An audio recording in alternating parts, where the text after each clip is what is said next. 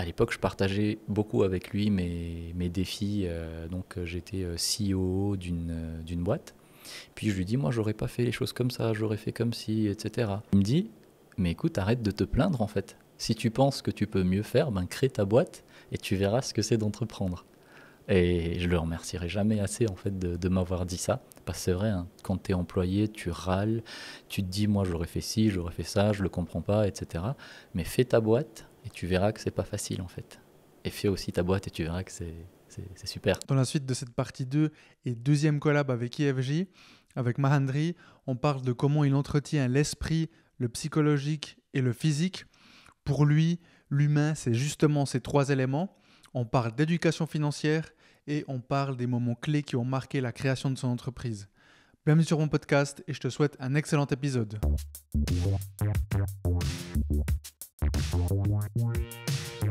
Tu as dit récemment dans un podcast sur lequel tu es apparu que pour toi, l'humain, c'est trois choses.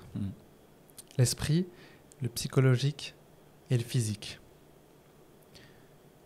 Comment est-ce que tu fais pour entretenir ces trois choses ? La routine, les habitudes. Les habitudes. Exactement, les fameuses habitudes. Ouais. En fait, c'est tes habitudes qui vont définir ce que tu es et ce que tu seras, à mon avis. Donc moi, je suis quelqu'un de très, très routinier et je ne sais même pas si à un moment, c'est des tocs, quoi. J'ai toujours mon réveil à la même heure le matin, donc à 5 heures. Et la première chose que je fais, j'entretiens le spirituel. Donc moi, je suis chrétien. Donc je commence toujours par la prière le matin. Reconnaissance, gratitude, d'encore être là, pas par moi-même. Et puis, une fois que ça c'est fini, une petite séance de sport très rapide, donc entre 5 à 10 minutes tout simplement, pour me réveiller aussi. C'est juste des push-ups hein, et puis quelques flexions et puis c'est tout. Mais vraiment comme but d'être capable de refaire ça tous les matins. Alors moi, je vois des gens, ils arrivent à faire 1 heure de séance le matin, mais moi, je pourrais pas. Je serais hyper fatigué, je pense. Et après, donc ça, c'était le physique. Et le psychologique, je passe beaucoup, beaucoup, beaucoup de temps dans ma douche le matin. Pourquoi ? Parce que j'écoute des podcasts. J'écoute tout le temps des podcasts. Donc j'écoute déjà un podcast, c'est pas un podcast mais c'est des vidéos de 3 minutes d'un pasteur pour revenir un peu sur le spirituel parce qu'il fait des messages journaliers, ça s'appelle Momentum, l'église qui fait ça. Ensuite, qui est d'où c'est une église je pense qui est à Bordeaux. Okay, et qui a maintenant c'est francophone, ouais, okay. Qui a ouvert maintenant aussi une branche à Bruxelles et qui ouvre bientôt à Paris. D'accord, ok. Et puis eux, ils sont hyper actifs sur les réseaux à mettre des messages comme ça de 3 minutes par jour. Et puis le dimanche, il y a un culte entier.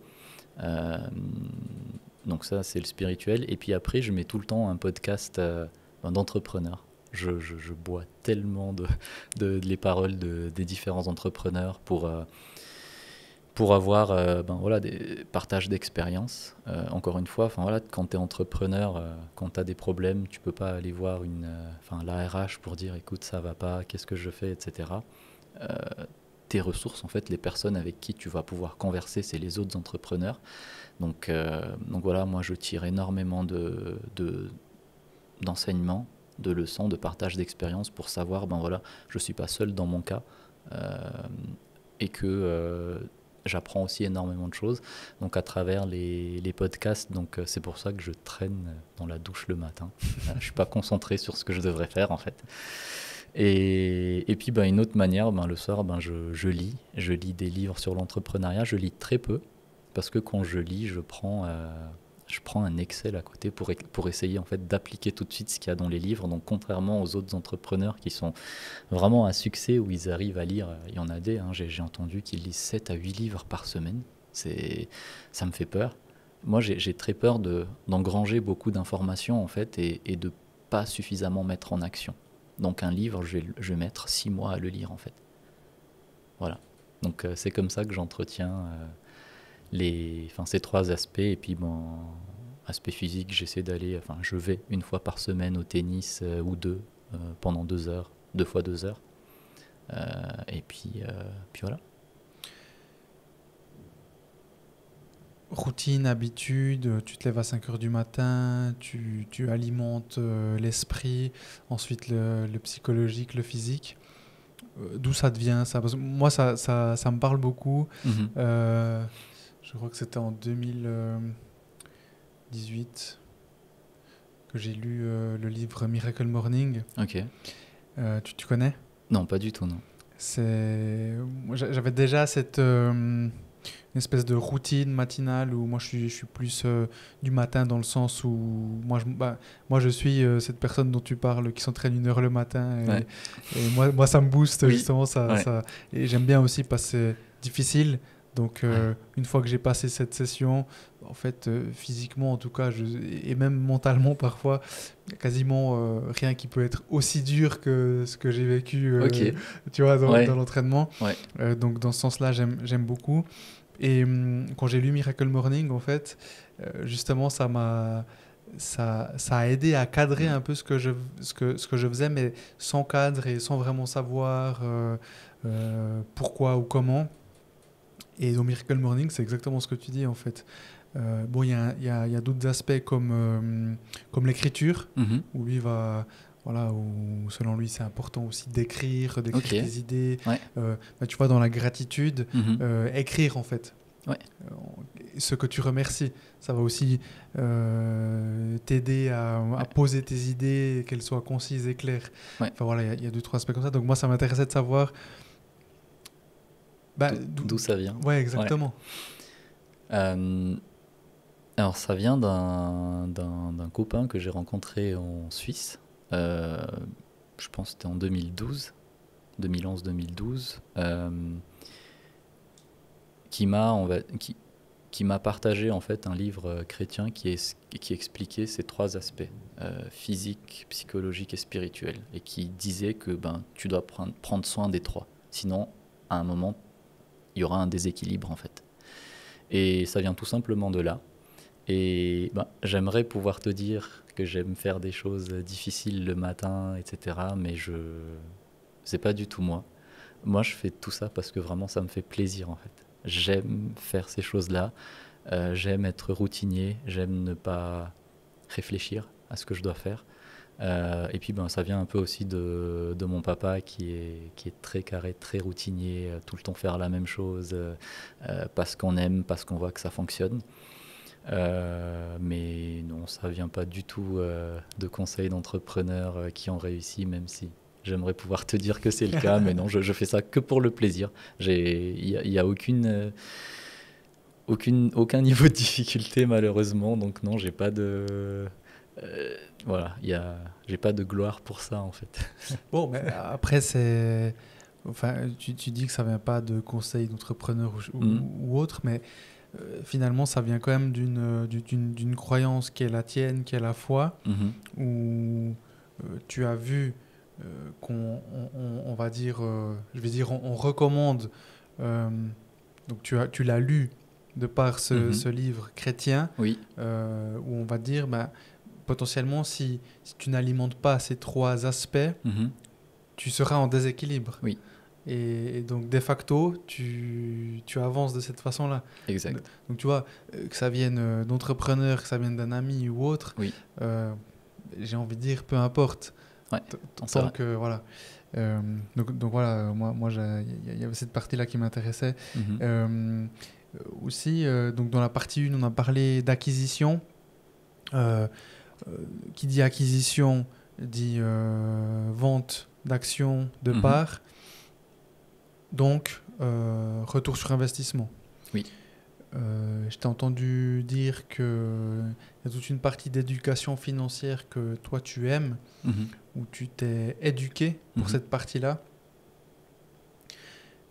Comment est-ce qu'on s'éduque justement en finance personnelle? Oui.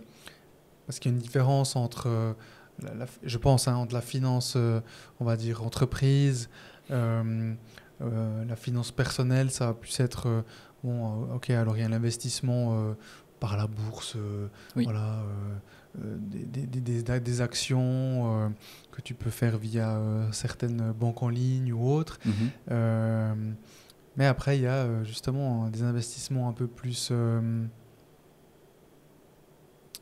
j'allais dire contraignants, mais où on va investir aussi plus de temps parce qu'on va investir dans des entreprises. Toi, tu en es où dans cette partie finance perso? C'est un sujet qui me passionne énormément. Je pense déjà, la première question, c'est pourquoi est-ce qu'on va commencer à s'éduquer financièrement? À l'école, on te parle pas du tout de ça en fait. On te dit comment calculer des racines carrées, comment utiliser un compas, un rapporteur, chose que je n'ai jamais ressorti depuis.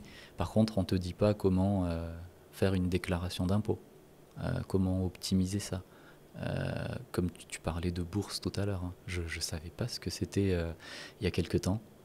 Et, euh, et déjà, je pense que la première chose, c'est comment se rendre compte qu'on ne sait pas. Ça, c'est hyper important. Euh, je pense que là, on s'en rend compte aujourd'hui, enfin moi en tout cas, je me rends compte que les gens s'en rendent compte parce qu'on a discuté ensemble et ils voient que je parle de choses euh, dont ils ne parlent pas. Et là, ils vont commencer à être curieux, ils vont commencer à poser des questions, ils vont commencer à demander des ressources, des podcasts, des livres, des vidéos, etc. Et je pense que la première chose, c'est voilà, se dire pourquoi est-ce qu'on va s'intéresser à l'éducation financière. Euh, et puis, une fois que tu as compris que tu devais t'intéresser à ça, ben, où trouver les ressources?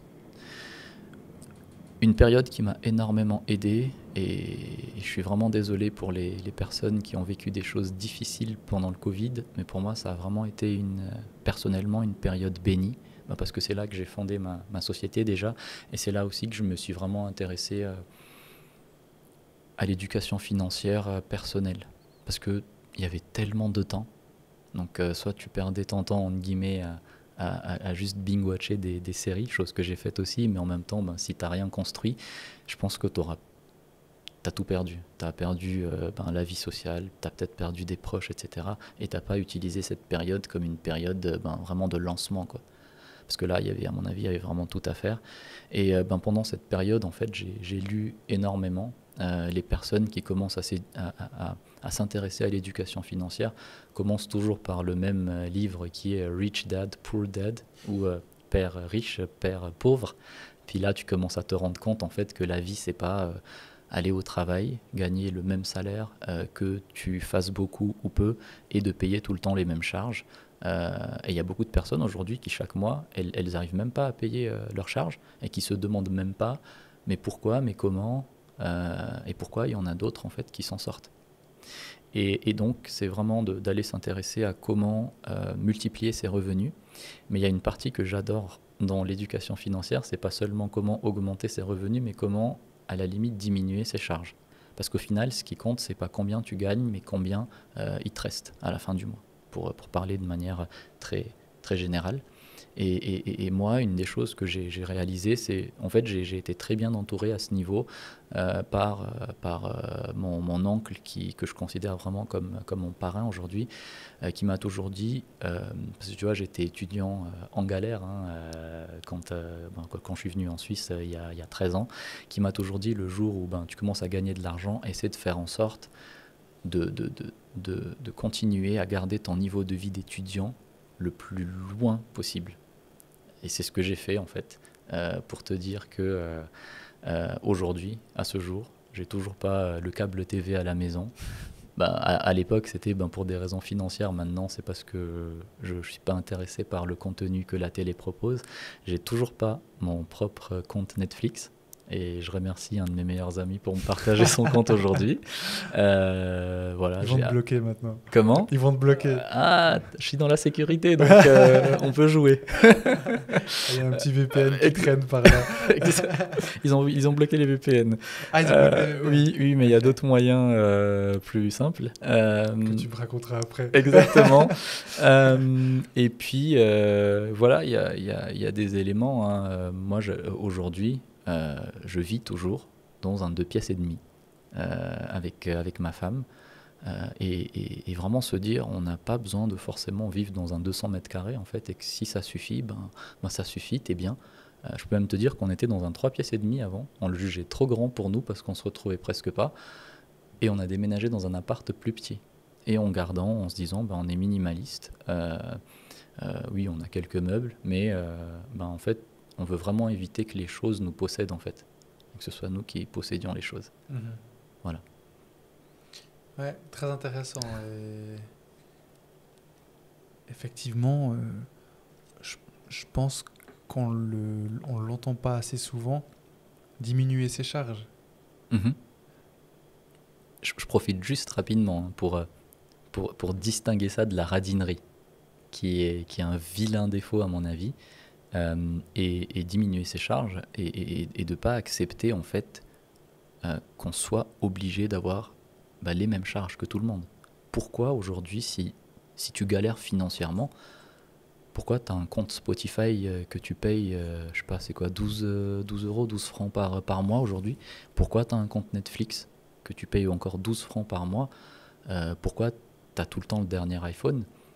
Moi aujourd'hui, on va dire que je suis allé à un certain niveau au niveau personnel. J'ai toujours mon iPhone 11 d'il y a 6 ans. Pourquoi? Parce que j'arrive à faire absolument tout ce que j'ai besoin de faire avec, tu vois. Et que si tu me donnes un iPhone 15 plus 1 Tera, etc., je ferai rien de mieux avec.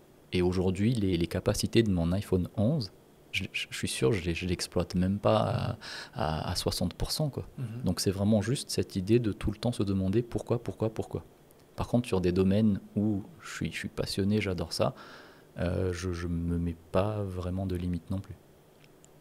Voilà, alors c'est ça, je pense que, bon, ça fait qu'à mon avis, toi et ta femme avez une bonne conscience de vous-même en termes donc aussi de développement personnel, peut-être confiance en soi aussi, parce qu'aujourd'hui, il y a aussi cette pression sociale qui fait que si tu as fait X, tu devrais avoir Y. C'est ça.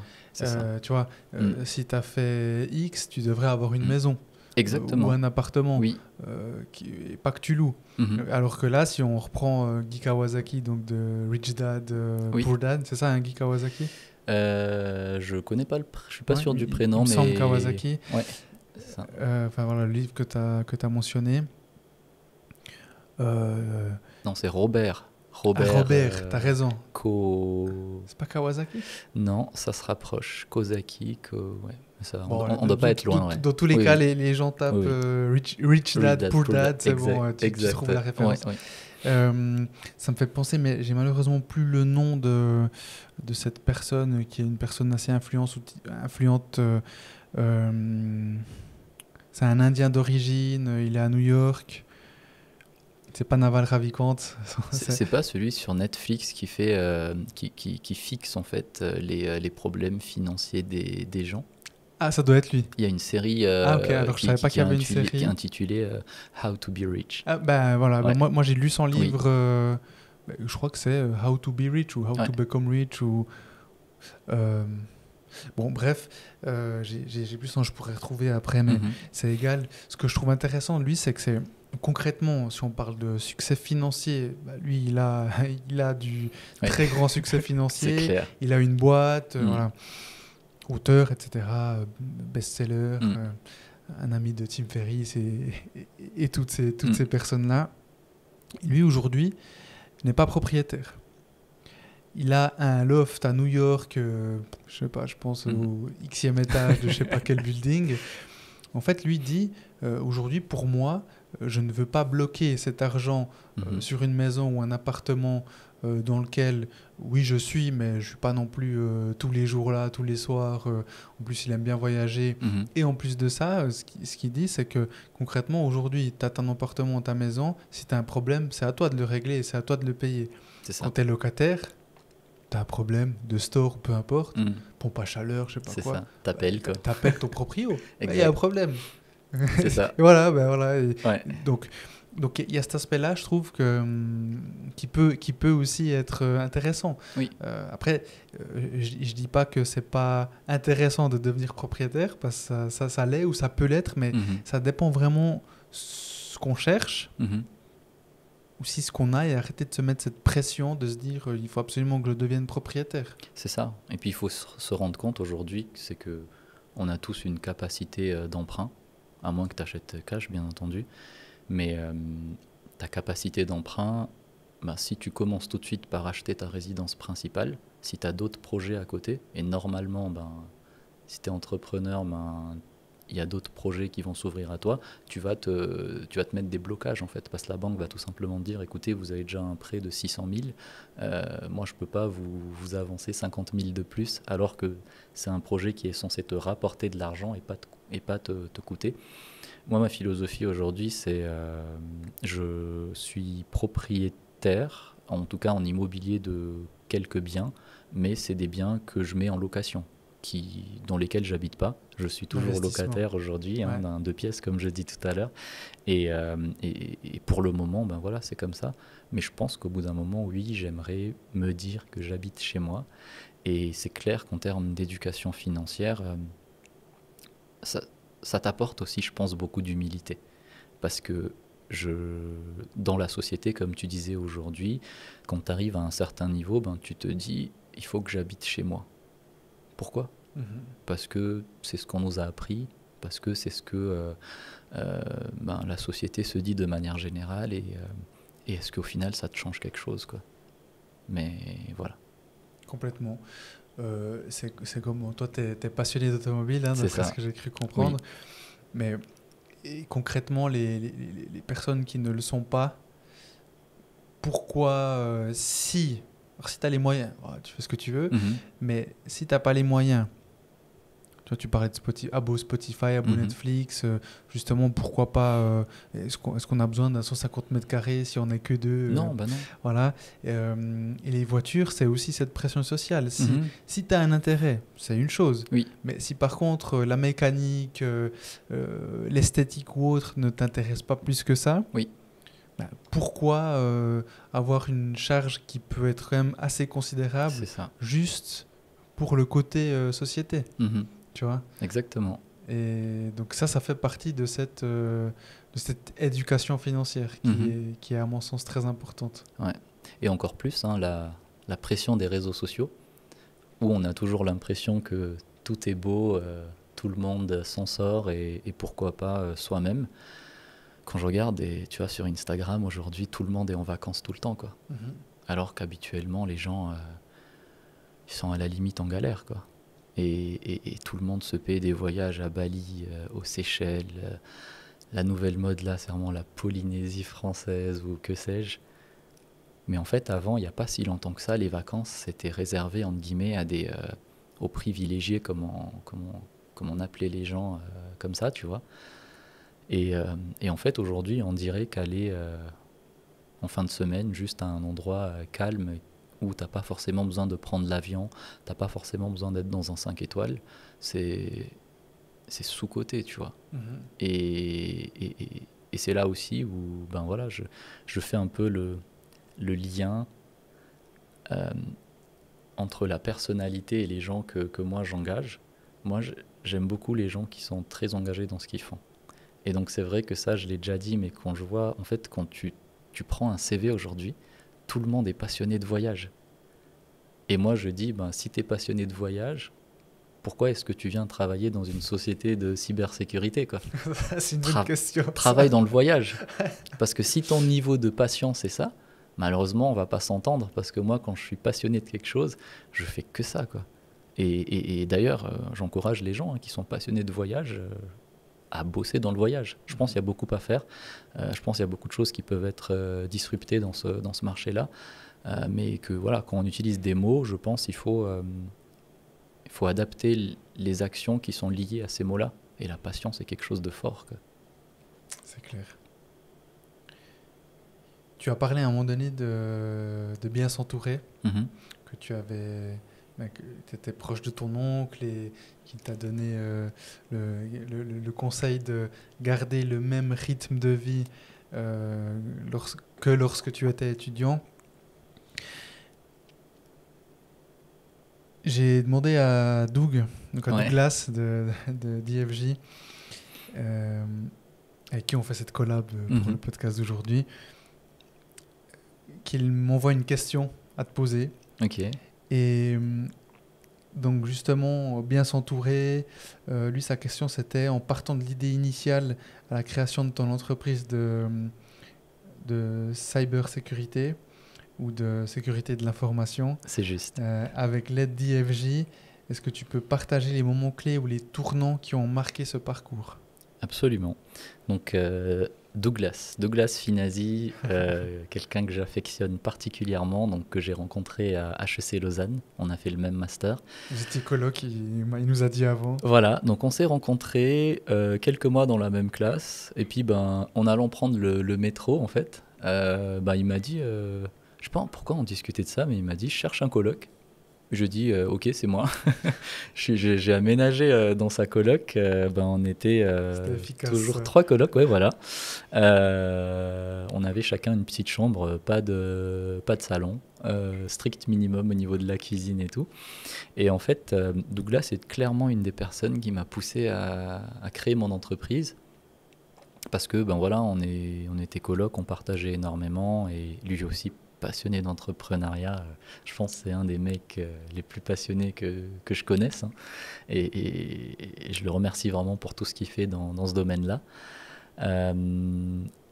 En fait, moi, à l'époque, je partageais beaucoup avec lui mes défis. Donc, j'étais CEO d'une boîte. Puis je lui dis, moi, j'aurais pas fait les choses comme ça, j'aurais fait comme ci, etc. Et Doug, je me rappelle, on était dans notre cuisine de 4 mètres carrés, là. Il me dit, mais écoute, arrête de te plaindre, en fait. Si tu penses que tu peux mieux faire, crée ta boîte et tu verras ce que c'est d'entreprendre. Et je le remercierai jamais assez, en fait, de m'avoir dit ça. Parce que c'est vrai, hein, quand tu es employé, tu râles, tu te dis, moi, j'aurais fait ci, j'aurais fait ça, je le comprends pas, etc. Mais fais ta boîte et tu verras que c'est pas facile, en fait. Et fais aussi ta boîte et tu verras que c'est super. Et ça, c'est grâce à Doug, grâce à Doug en partie. Et après, j'ai vu que il a rejoint l'IFJ, hein, donc je crois que c'est une fondation d'un point de vue juridique. Sauf Non, erreur. c'est une SA. C'est une SA, Ouais, d'accord. je pensais, je disais Ok. à tout le monde, à mes proches, on fait une petite collab avec IFJ, qui est une organisation ou association qui aide les entreprises pour se créer. Oui. Et en fait, en regardant, juste pour être sûr de ce que j'allais dire, c'est une SA, et j'ai demandé à Doug avant, justement, non, c'est bien une entreprise. Ok. Une entreprise qui aide les entreprises à se créer. Ok, autant pour moi. Donc, grâce à cette entreprise, en fait, moi, j'ai toujours été fasciné parce que, je sais pas, une fois, j'ai regardé un documentaire ça parlait du Luxembourg, je crois, qui détient toujours le record de temps minimum pour monter une boîte en ligne. Okay. Et donc, moi, je cherchais absolument ça. Et là, de nouveau, enfin, le côté social, quand je parlais un peu autour de moi en disant que je veux créer ma boîte, les gens ils étaient ah mais c'est trop bien, tu vas rencontrer des notaires, etc. Moi je veux pas rencontrer de notaires. J'ai d'autres choses à faire. Oui, moi je veux créer ma boîte, je veux être efficace dès le jour 1, etc. Et du coup je cherchais en fait une plateforme pour créer très rapidement, très facilement, avec quelques commandes au clavier. Et puis j'ai trouvé l'IFJ. Je pense que j'avais même demandé, j'avais demandé conseil à Doug, qui m'avait aidé sur 2-3 choses. Puis j'ai créé l'entreprise, donc une SARL, via l'IFJ. Le cabinet de notaire m'avait tout envoyé par courrier. J'ai signé, j'ai renvoyé par courrier. Et puis, ça a été créé. Il y a un super partenariat avec PostFinance aussi, pour ouvrir un compte. Déjà, c'était le compte, je ne sais pas si on appelle ça un compte de dépôt maintenant, avant de créer l'entreprise, que tu peux transformer en compte courant pour ton entreprise. Oui. Donc, il y a ce partenariat avec PostFinance qui marchait très, très bien, qui marche très, très bien. Et donc, moi, j'étais très content de pouvoir dire j'ai créé ma boîte uniquement en ligne. Et puis après, j'ai eu des changements d'adresse quand on a postulé au parc scientifique à Yverdon et qui nous ont annoncé que c'était bon, donc on devait faire des changements d'adresse. Et là, je me suis connecté sur IFJ de nouveau. Et puis, pour dire changement d'adresse, quelques clics, même parcours, la notaire qui m'envoie la paperasse, je signe et je fais ça. Et jusqu'à aujourd'hui, j'ai jamais rencontré ces notaires, mais que je les ai remerciés 1000 fois parce que c'est trop stylé de faire tout en ligne comme ça, c'est de clair. rendre de rendre les choses très très simples pour les entrepreneurs. Ça donne envie. Ok, donc là, on parle de Doug et il vient d'entrer Voilà, je pense qu'il dans nous la a salle. entendus. Et est-ce que. Mais concrètement, tu vois, c'est très bien qu'il soit là. Ça, si on a une question, on peut lui poser. Eux, ils touchent des frais, des coms Alors, je ne sais pas comment ils gagnent leur vie, mais c'est très très abordable. Surtout quand tu commences comme ça, tu n'as pas beaucoup de fonds, tu veux juste monter une SARL.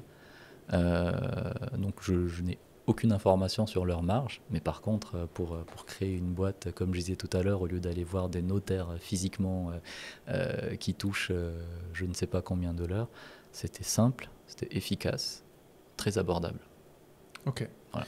Donc satisfait de cet accompagnement. Très satisfait. Donc qui nous fait un pouce en haut. Et Henry, est-ce que tu as des recommandations de sources? Donc on en a parlé, t'en as cité quelques-unes.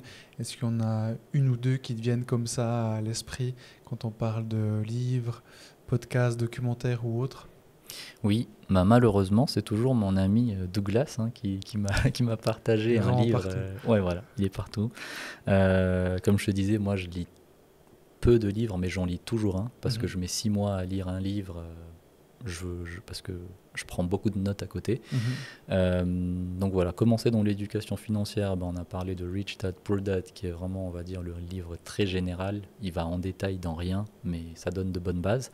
Après, en tout cas, dans la création d'entreprise, moi j'ai été beaucoup marqué par le livre de Peter Thiel, je crois, un des cofondateurs de PayPal avec Elon Musk, From Zero to One. Donc vraiment comment rechercher une idée d'entreprise, comment faire pour pas aller dans quelque chose de déjà très concurrentiel, vraiment comment trouver l'idée. Donc là, comme il dit, c'est from zero. Donc tu commences quoi, tu recherches l'idée. Après, comment j'ai structuré mon entreprise, c'est un entrepreneur de la région en fait, que j'admire beaucoup. Il a fait monter sa start-up de 5 collaborateurs à 60. Oui, ça s'appelle Swiss Coding SA, donc qui est basé à Lausanne. Et puis, lui a écrit un livre. Non, lui il lit beaucoup de livres d'entrepreneurs. Voilà, l'entrepreneur s'appelle Stéphane Stéphaniak. Que j'apprécie énormément et je pense que c'est réciproque. Mais à côté de ça, il me partage des livres en fait. Et donc moi, j'avais structuré Sequel avec un livre qui s'appelle Traction. L'auteur, le nom de famille, c'est Wickman. Son prénom m'échappe maintenant, mais là, il t'apprend vraiment à structurer ton entreprise au niveau des séances, au niveau informatique, au niveau process. Je crois qu'il y a 6 branches maintenant, je ne m'en rappelle plus, mais il te parle de operating system, donc le mode de fonction opérationnel d'une société. Donc je pense que c'est très bien quand tu commences et tu veux structurer ta boîte. Et qui parle beaucoup de vision, mission, etc. Mais généralement, c'est des notions très abstraites, voilà, où on en parle. On peut trouver ça dans des cours de stratégie d'entreprise, d'économie, mais on va jamais dans le comment le mettre en pratique au sein d'une entreprise. Comment s'assurer que tout le monde sache de manière automatisée comme ça, quelle est la vision d'entreprise, quels sont les objectifs à 1 an, 3 ans, 5 ans, et de mettre tout le monde en fait finalement sur la même longueur d'onde. Et là actuellement, je suis dans une phase où on est en train de scaler. Donc je lis un livre toujours partagé par cet entrepreneur, client et ami, qui s'appelle Scaling Up. Donc comment vraiment, une fois que tu as prouvé que tu réponds à un besoin sur le marché, comment faire en sorte pour multiplier ton CA, ton chiffre d'affaires par x2, x3, x10, x20, x100. Et que voilà, c'est un livre aussi très rassurant parce qu'on est dans un monde aujourd'hui où tout va très très vite. On a l'impression que tout le monde fait 100 millions de chiffre d'affaires en 3 ans. Ouais. Alors que si tu regardes, en fait, ce livre, il montre que statistiquement, les boîtes mettent 25 ans à atteindre, je crois, 10 ou 15 millions de chiffre d'affaires. Donc finalement, il n'y a pas à se mettre la pression. Quand tu regardes, il cite Starbucks, normalement dans ce livre-là, c'est après 25 ans que Starbucks a commencé vraiment à être une grosse boîte. Donc voilà. Il y a cet effet réseaux sociaux aussi dont on parlait avant. Aujourd'hui, qui sont les personnes qu'on voit le plus? Elon Musk, Zuckerberg, Cristiano Ronaldo, Mayweather. Enfin, tu vois, toutes ces personnes sont les personnes qu'on voit le plus sur les réseaux sociaux. Là, j'ai cité les personnes qu'on connaît le plus. Oui. Sur les réseaux sociaux, on va trouver d'autres personnes qu'on connaît peut-être un peu moins, mais comme tu disais, qui seront toujours en vacances. On voit toujours ce revers de la médaille. Soit c'est des millions, voire des milliards, soit c'est des vacances luxueuses. Enfin voilà, c'est tout le temps, tu vois tout le temps le maximum. Et par rapport à justement au chiffre d'affaires, typiquement, est-ce qu'on n'entend pas souvent, ou on entend assez peu les levées de fonds de quelques petits millions? On parle de millions de francs ou de dollars ou d'euros. Il faut quand même les lever, ces quelques petits millions ou ces centaines de milliers de francs. Mais aujourd'hui, on n'entend que les plus de 20, 30 millions qui ont été levés par-ci, par-ça. Ouais. Donc toi, quand tu crées ta start-up et tu lèves 500 000 francs ou 1 million, bah, tu as l'impression, tu te dis, ouais... T'es un petit, quoi. Ouais, donc moi je trouve que c'est hyper important de mentionner ça. Là, c'est cette stat factuelle que tu mentionnes, 25 ans pour arriver à 10-15 millions, bah, ça te remet quand même un petit peu en ligne. C'est clair. Et je pense et pareil, start-up, quelqu'un m'a dit ça récemment, une start-up sur 12 continue après 3 ans, quelque chose comme ça. Tu te rends compte, une start-up sur 12. Ah, c'est rien. Donc ça veut dire que si en 3 ans, tu es une start-up, t'as pas une croissance comme tu le pensais, mais tu as une petite équipe, 5-10 personnes, statistiquement, tu es déjà au-delà de ce qui se fait. C'est ça. Et on oublie tout ça.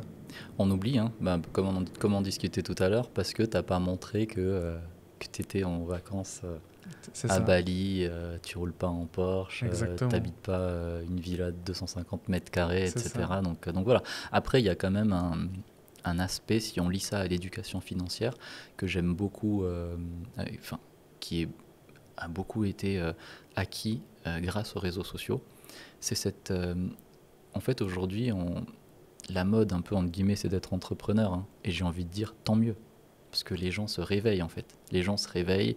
Ils ont capté que, comme je disais tout à l'heure, la vie, c'est pas d'aller à un job à 8 ou 9 heures du matin, de rentrer à 16 heures et d'avoir toujours les mêmes galères à la fin du mois. Ou même si tu galères pas, y a quelque chose qui dit aussi que finalement, c'est cool de travailler. C'est pas juste travailler, c'est pas juste pour remplir son frigo.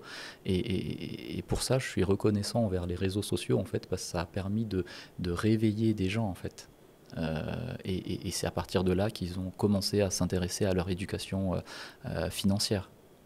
Et malgré le fait qu'il y a beaucoup de fake. Et malgré le fait aussi que il y a une certaine partie de la population qui s'est réveillée grâce à ça, mais il y a une autre partie en fait où au contraire ça les a fait se sentir tu sais, je sais pas, parfois un peu c'est des losers en fait. Et c'est là où on doit avoir je pense une responsabilité sociale pour partager ce genre de propos en disant les gars, ce que vous voyez sur les réseaux, c'est parfois même que du fake ou oui, il y a une partie de vrai, mais c'est que 5% de la vie des gens. Il ne faut pas oublier qu'aujourd'hui, il y a 48 semaines travaillées et pour la plupart 4 semaines de vacances. Donc c'est que 4 semaines de la vie de ces personnes-là que vous voyez sur 48. Donc déstressé, tout le monde n'est pas millionnaire, loin de là. Ouais, complètement. Mahendri, j'ai instauré un concept depuis quelques temps maintenant. Un de mes anciens invités pose une question au futur invité sans connaître qui il ou elle sera. Et donc là, la question c'était, ça tombe assez bien que ce soit sur toi, s'il y avait une loi tu vois, que tu pouvais imposer en Suisse sans discussion, instantanément, laquelle serait-elle ? Ce serait d'avoir une loi qui dicte clairement des mesures de sécurité. On retombe toujours Voilà, là-dedans. obligatoire pour les sociétés, et je vais t'expliquer pourquoi. Parce que en Suisse, on croit beaucoup à l'autorégulation. C'est ce qui se passe par exemple au niveau des banques, hein, il y a même l'ASB, l'association suisse des banques. Peut-être je dis des bêtises, mais je crois que ça existe. Mais on a très bien vu avec les dérives en fait, du blanchiment d'argent et tout ce qui est anticorruption et ce genre de choses, qu'il faut quelque chose de plus vertical. Dans le domaine de la sécurité aujourd'hui, il faut savoir que quand une société subit une cyberattaque, c'est pas uniquement la boîte qui a un problème, c'est les gens dans la boîte. Les gens qui ont témoigné aujourd'hui parce qu'il y a eu des cyberattaques, c'est des gens, ils sont tombés en maladie, si tu veux, de longue durée. Ils ont dû aller consulter des psychologues. Il y a un vrai traumatisme en fait. Et donc ça, c'est la raison, je dirais, sociale. Il y a une raison économique aussi qui fait qu'aujourd'hui, ce qui fait la Suisse, la prospérité de la Suisse, c'est que je crois que 98 ou 99% du tissu économique, c'est les PME.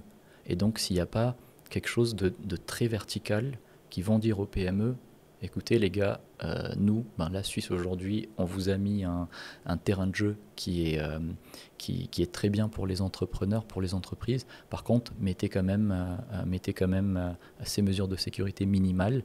Je pense qu'il n'y a pas grand-chose qui va se faire, sincèrement. Et je compare toujours la sécurité aujourd'hui. C'est comme si on était dans les années 1920, en fait, avec l'automobile. C'est-à-dire que dans les années 1920, personne ne mettait la ceinture. Il n'y avait pas d'airbag, il n'y avait pas de détecteur de ligne, etc. Et donc aujourd'hui, nous, dans notre métier, on est en train de sensibiliser les gens à mettre la ceinture, à prendre une voiture avec airbag. À la différence que dans le domaine routier, il n'y a pas des gens qui te foncent dessus de manière volontaire. Ce sont des accidents. Aujourd'hui, dans le domaine... sur Internet, pour parler de manière large, il y a des gens qui sont là pour te créer des accidents. Et c'est pour ça qu'on a besoin d'aller plus vite que ce qu'on a fait en termes d'automobile par rapport à tous les éléments de sécurité. Voilà. Belle analogie. Je pense que c'est assez clair.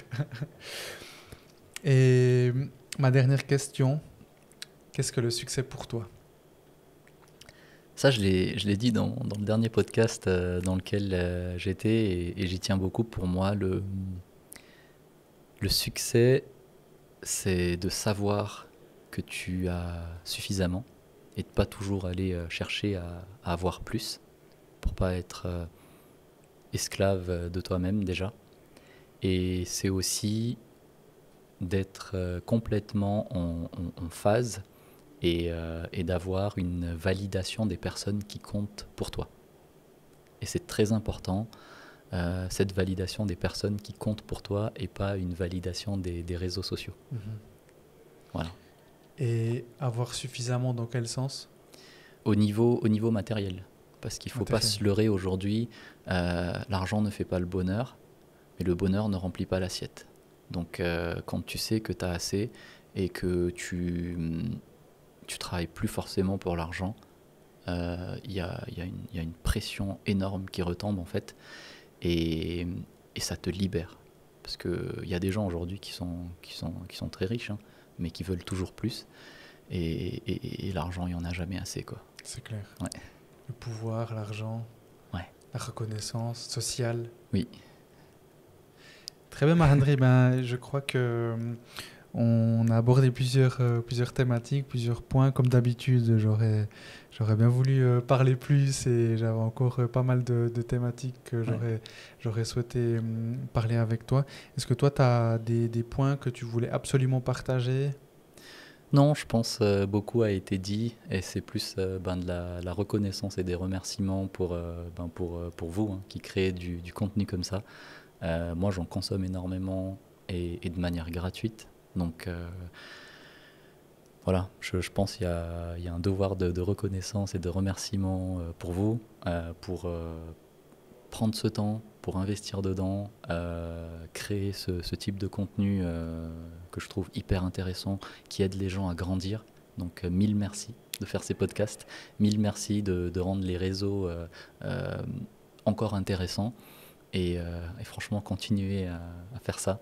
C'est hyper bénéfique. Et j'espère que tout le monde un jour aura son podcast ou ses podcasts. Mais c'est vraiment cool de votre part, quoi. Merci beaucoup. Voilà. C'est vraiment le but, c'est de grandir et de grandir avec les gens et de faire grandir les gens. Merci beaucoup, Mahandri. Merci à toi, Brian. À bientôt. À bientôt. Ciao. Merci d'avoir écouté cette deuxième partie et pour m'aider à continuer, abonne-toi à Développement avec Brian Oumana sur ta plateforme de podcast préférée et sur YouTube et n'oublie pas de donner ton avis en le notant. Si tu veux rester informé à propos des events d'IFJ, je t'invite à t'inscrire à leur newsletter en allant sur leur site ifj.ch. Je te donne rendez-vous la dernière semaine de mai pour ma 3e collab avec IFJ. Ciao. Ciao.